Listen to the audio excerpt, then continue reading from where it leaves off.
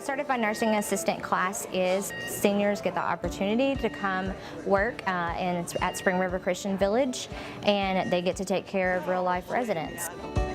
From the amount of money you spend from going to colleges and all that, and you can get all the dual credits here and spend almost zero to little money, and you get the same education at an earlier stage in life. Hands-on experience is much better because they're actually learning how to do the things with real-life people instead of mannequins or from a book.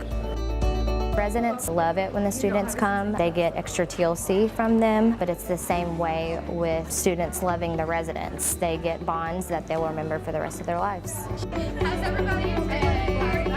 So Mrs. Koval's class helped me get a job right out of high school because she was a great teacher. She taught me everything I needed to know. I love Mrs. Koval's class because she's number one, a great teacher. She knows how to be serious and when to joke around. She's always there for us whenever we have situations in the nursing home or in the classroom. She's just great all around as a person, and she cares for our well-being. Whenever they graduate, they can pick where they want to work. The hospitals need CNAs, they'll need nurses. The society is only getting older, so we're going to need more and more care. The colleges I've already talked to, they love that I have a head start. It makes me look great when I'm applying for a nursing program. I plan on going to Crowder. Nice to be in demand because right after high school you have somewhere to go. In the Certified Nursing Assistant course, they have the opportunity to receive certifications in CNA, phlebotomy, and CPR, all while they're still seniors in high school. I strive to help others out, and Ms. Koval gave me the opportunity to do so. So kudos to her.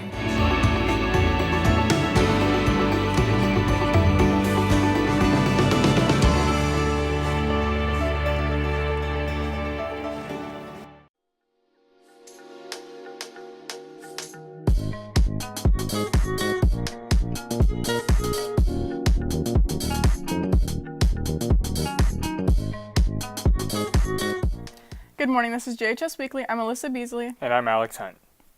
Spring musical auditions for Hello Dolly will be February 11th, 12th, and 13th. Please prepare a 60-second piece of a song from any musical of your choice. Please email Ms. Trotnick if you have any questions. Do you like comics, superhero movies, anime, role-playing games, or cosplay?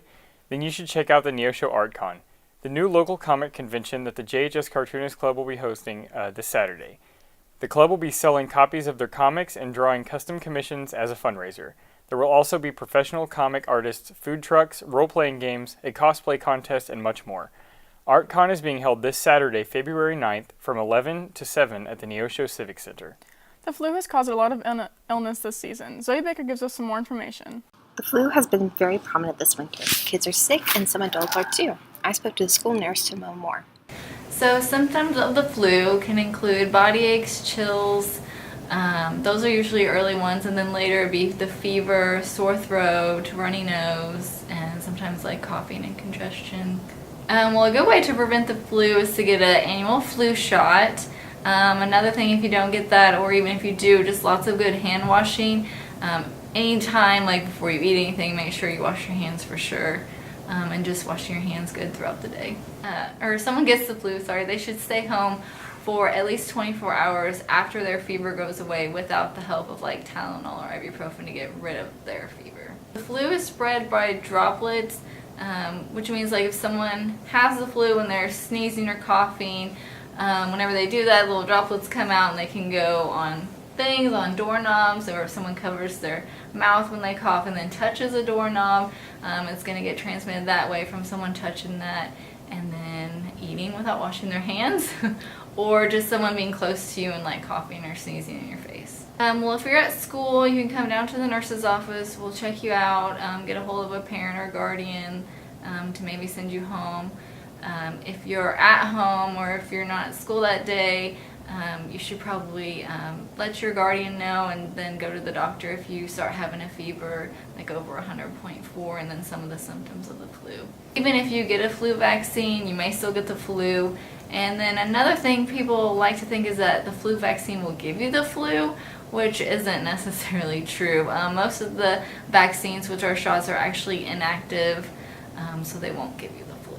Since we've been back from break, we've had a lot more kids with flu-like symptoms coming in and missing school, going home. So there's been quite a few, and I think that if people, got their flu shots, that there would probably be less going home with the flu. Reporting for JHG, I'm Zoe Baker. Thanks, Zoe. The last home basketball game had some excitement at the end. Check out this clip. Blake Cash bombs the ball clear across the court to Zach Westmoreland for a last-minute score that wins us the game. That was a pretty cool shot. Yeah, look at all the people piled on top of him. I would not want to be on side. Many people ask us why we have transitions. Sophia Good brings us that question. In JHS, students are required to take a transitions class in the middle of the day. To understand more, I went to go interview Mrs. Yan for more information. Well, it's an advisory program, so it was designed to do a couple things. One, give kids a place and a person that they can connect with, hopefully. Someone that they can go to with questions, someone that they could talk to about school in general, not just about specific classes. Also, it was designed to give teachers and kids a place to practice skills that don't necessarily go into one specific content. How to get ready for after high school, job skills, soft skills related to that. All of those types of things are wrapped into transitions. We do work on study skills, so how to set goals, how to work towards goals. We give time for, just general time to work on homework, but also those skills of being able to take initiative, those skills of being able to regulate your own behavior, regulate your work. Those are skills that we work on in transitions. And then beyond that, it's about what am I going to do when I leave this building? What am I going to get a job? What kind of job do I want to get? Do I know how to write a resume? If I'm going to college, have I applied to colleges? Do I know how to do that process? Your transitions teacher can act as a guide and assistance in those avenues. Well, the assignments are geared towards whatever the goal is. So within transitions, you have some assignments that are kind of given to us by the district as a whole, like the digital citizenship stuff. That's an important skill. You need to learn how to use your tools. And so those are requirements of the district. Like they tell us we've got to do this, and it doesn't fit into our content. You're not going to do it in English class, so you're going to do it during transitions, which is a time for you to work on those skills in general. You do get a credit. You get a quarter credit per semester. So when you get through with each year, you earn a half credit. Okay, and then you can fail transitions. If you don't participate, you don't show up, and you don't complete the required assignments in Canvas, you can fail transitions and not receive that credit. If you reach out to a teacher, they're going to direct you in a specific spot. And anyone in the building can kind of help or answer questions related to transitions. Reporting for JHD, I'm Sophia Good. Thanks, Sophia. Abby Nielsen brings us another foreign exchange spotlight. Need foreign exchange students. To learn more what it's like, I interviewed Conrad Anderson for more information. My name is Conrad, and I'm from Denmark. I was debating going straight into college back in Denmark or going on exchange, but I think the reason I chose to go on exchange was because I needed to do something else for like a year before I went straight into college. And I've heard a lot of good things about going on an exchange year, so I just kind of decided to join. When I first got here, it was like a week before school started, so I had like some time to go around and check it out. And I mean, I wasn't like surprised. I hadn't really set my expectations that high. So, when I got here, I kind of checked out Main Street, like the things you needed to check out, and it was okay. There's a lot more space. Everything's a lot more spread out. Back home, Denmark is not a very big country, so everything is just kind of crammed together. I think the people here are a lot more open. In Denmark, you wouldn't just go down the street and somebody would say hi and you would have a conversation with them.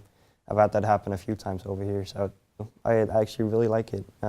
Especially the high school is really a big upgrade from my school in Denmark. So I miss my friends. I miss just going out and having fun. And then I miss my family, of course, my little brother. Just living in my hometown, I really miss that. I think a lot of people think of America and think of like California or New York. So that was like the first expectations. Like when I joined, I was like, yeah, I'm gonna go to New York, it's gonna be great. But then I kind of, realized that there's a big chance I'm not actually gonna go to New York or California. So I kind of set my expectations a bit lower. And I think that was really a good thing, because if I got over here and was expecting New York at Joplin, I would probably be a little bit disappointed. I love the food here. I eat a lot of it every day. We go out with friends and we get a burger somewhere. It's a lot more greasy than back home, but it's great. I'm Abigail Nelson reporting for JHD. Thanks, Abby. This has been JHS Weekly. Have a great week.